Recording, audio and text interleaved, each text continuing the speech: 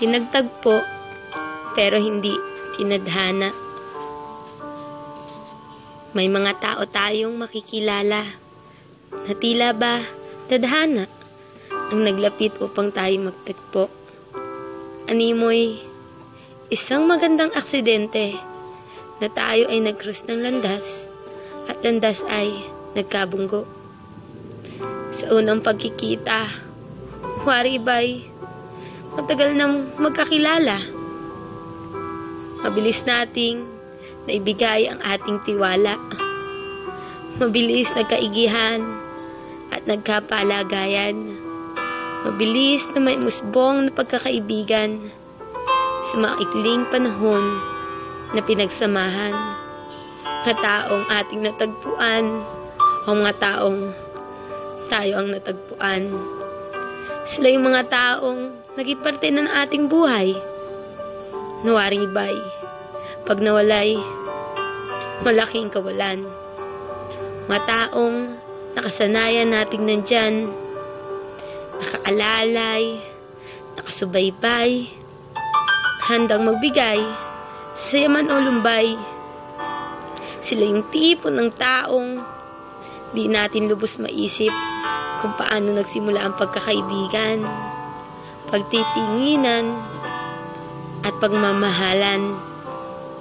Mga taong sa isang pagtatagpo ay nagbigay kulay sa buhay nating animoy wala nang patutunguhan.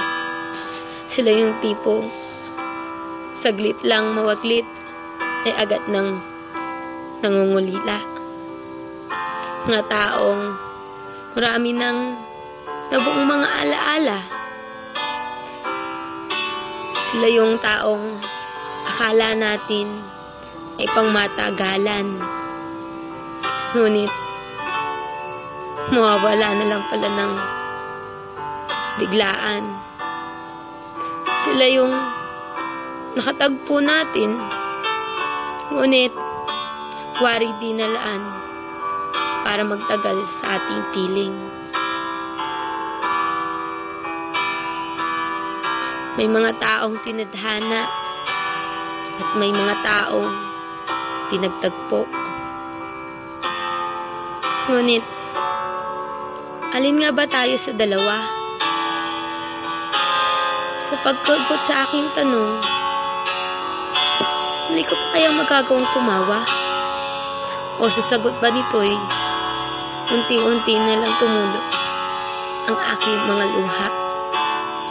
Ika'y bigla-bigla na lang bang makukuha ang mga pinagsamahan at pagmamahalan nga ba'y mababaliwala?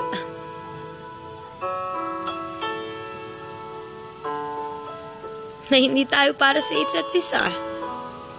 Ako nga ba'y magagawang mapaniwala? Sa dulo nga ba'y mawawalan na nga lang ba ng pag-asa at masasabing ako'y suuna? Tatanggapin na nga lang ba na tayo'y pinagtagpo ngunit hindi tinadhana?